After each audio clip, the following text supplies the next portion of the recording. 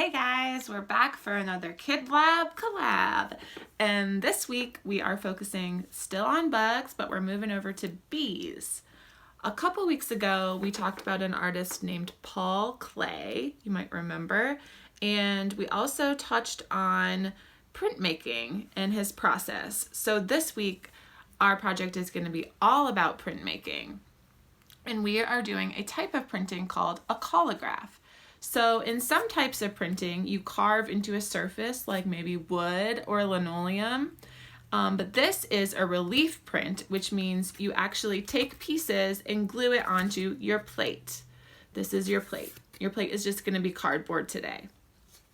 So hopefully cardboard is one thing that you have an abundance of right now. You might be running low on paint and other things at this point in the game, but you probably have some cardboard. So this is just simply, I cut out the pieces of a bee, and on the blog I have a template. If you need help with the pieces, you can look at this or print this out for kids as like to trace, because it is kind of difficult to cut out cardboard. So it helps to have a guide. I used a box cutter for some. You can use an X-Acto knife or just simply a good pair of scissors. There's also a printout of the bee anatomy if you want to make it your own and make it more intricate or detailed. Here I took off the top layer of cardboard just to give it a little bit more texture. For younger kids, you can just give them some already cut out triangles or circles or squares so they can make their own. It doesn't have to be a bee. You can start with a bee and then experiment and get a little crazy and try different things you have around your house.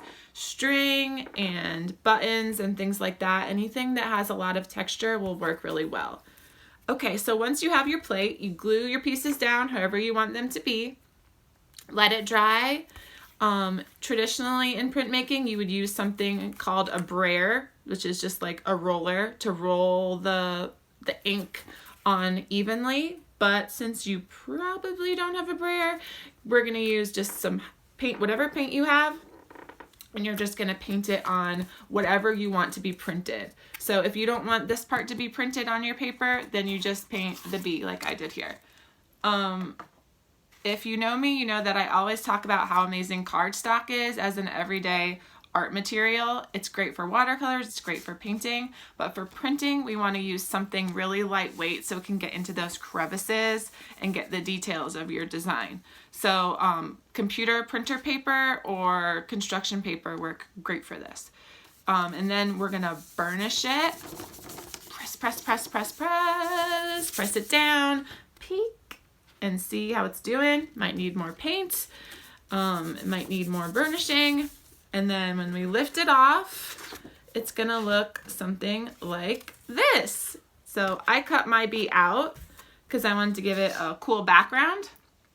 Some ideas for backgrounds are you could cut out hexagons and stamp them on the paper, let that dry and print on that paper. You could use bubble wrap to make like honeycombs.